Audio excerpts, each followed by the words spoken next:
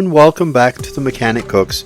Today we're making a potato, spinach and feta tart inspired by Homity Pie, a British dish that came out of necessity during World War II. Please like, subscribe and check out themechaniccooks.com. A link and the ingredients list are in the description. So let's get started and we'll begin with the crust. I'm using a 9-inch round, 2-inch deep baking pan lined with foil and lightly oiled so nothing sticks. The store-bought pastry goes straight into the pan and gets pressed gently into the corners. Homity Pie was born during rationing when meat was scarce and home cooks leaned on what they had: potatoes, onions, cheese, and whatever greens they could grow. It wasn't meant to be fancy food. It was filling, practical, and comforting, and it fed families when nothing could be wasted. To blind bake it, cover the pastry with foil and fill with dried beans. I'm using garbanzo beans, but any beans will work. That weight keeps the dough from puffing up or sliding down the sides while it sets. Bake at 375 degrees for 40 minutes. Because this is a deeper pan, it needs that extra time to fully cook through and set its shape. Then remove the foil and the beans and return the crust to the oven for another 10 minutes. That final open bake dries the base so it stays crisp once the filling goes in. While the crust bakes, we'll build the filling. Start by cubing the potatoes into medium-sized pieces. You want them big enough to hold their shape and sit well in the crust, not a tiny dice that turns soft. Boil them for about 10 minutes, just until they're tender but still holding together.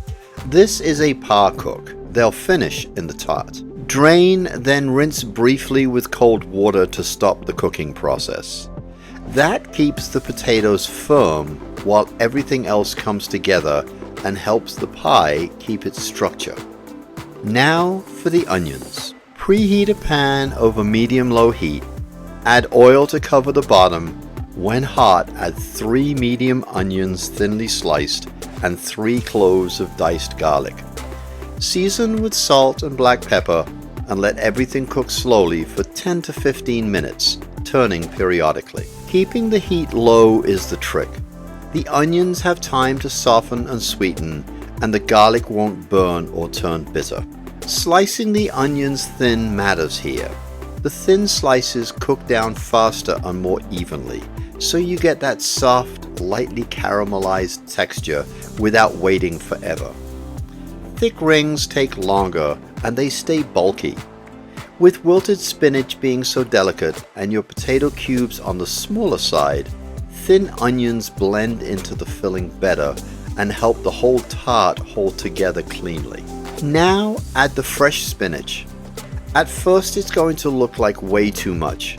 It'll pile up in the pan and a few leaves might even try to escape. That's normal. Keep turning it gently and within a minute or two it wilts down and loses most of its volume. Once it's fully wilted and tender, take off the heat.